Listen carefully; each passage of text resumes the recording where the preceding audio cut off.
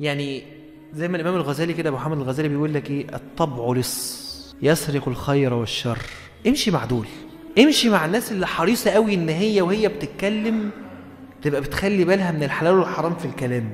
امشي مع الناس اللي بتخلي بالها قوي إن هي تبقى في مقدمة العابدين المتقين المحسنين المقبلين على الله عز وجل.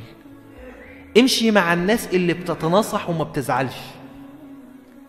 امشي مع الصاحب اللي لما يشوفك بتخالف مع حاجة من ربنا سبحانه وتعالى أمر بيها، بتعمل مخالفة، بتعمل معصية قدامه، يقول لك في السر كده: اتق الله. أو بلاش يقول لك كده، يقول لك: بالله عليك مش عايزين نضيع اللي احنا عملناه.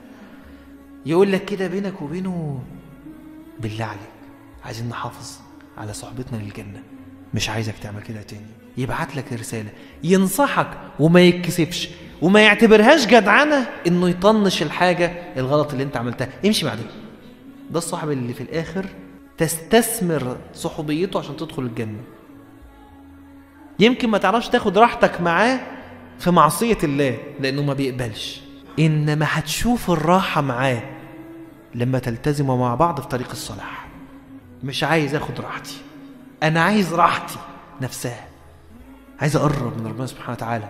الله عز وجل يقول: ويوم يعض الظالم على يديه يقول يا ليتني اتخذت مع الرسول سبيلا، يا ليتني لم اتخذ فلانا خليلا، لقد اضلني عن الذكر بعد اذ جاءني وكان الشيطان للانسان خذولا.